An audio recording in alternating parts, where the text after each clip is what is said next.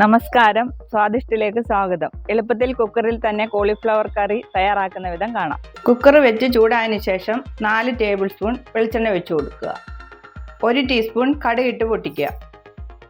വലിയൊരു സവാള അരിഞ്ഞത്, 4 പച്ചമുളക് നീളത്തിൽ അരിഞ്ഞത്, 8 അല്ലി വെളുത്തുള്ളി അരിഞ്ഞത്, 1 കഷ്ണം ഇഞ്ചി അരിഞ്ഞത്, 2 കതിർപ്പ് കറിവേപ്പില കൂടി ചേർത്ത് നന്നായി ഇളക്കുക.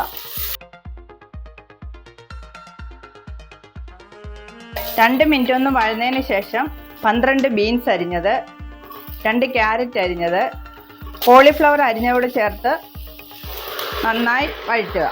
മീഡിയം സൈസ് കോളിഫ്ലവർ ആണ് എടുത്തിരിക്കുന്നത്. ഉപ്പും മഞ്ഞൾപ്പൊടിയും ചൂടുവെള്ളത്തിലിട്ട് കഴുകിയെടുത്തതാണ്.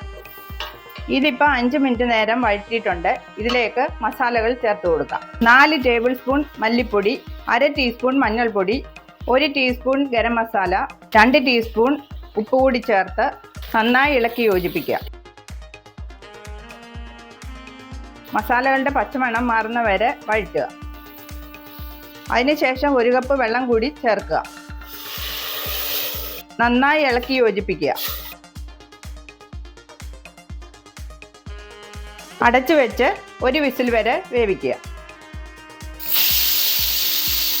കുക്കർ തണുപ്പിക്കാനായി മാറ്റി വെക്കുക. മിക്സിയുടെ ചെറിയ ജാറിലേക്ക് അരമുറി തേങ്ങ ചിരകിയത്, വെള്ളത്തിലിട്ട് കുതിർത്ത 15 കാഷ്നട്ട്, 1 ടീസ്പൂൺ പെരിഞ്ജീരകം കൂടി ചേർത്ത് ഫൈൻ പേസ്റ്റായി അരച്ചെടുക്കുക.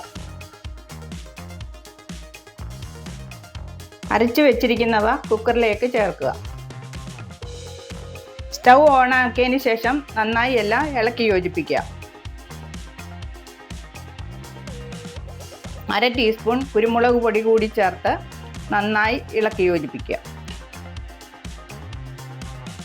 ഇത് തിളപ്പിക്കരുത്, ചൂടാക്കുകയോ ചെയ്യാവൂ. തേങ്ങ പിരിഞ്ഞു പോകും. കോളിഫ്ലവർ കറി തയ്യാറായിട്ടുണ്ട്. ഉപ്പ് നോക്കിയിട്ട് ആവശ്യമെങ്കിൽ ചേർക്കുക.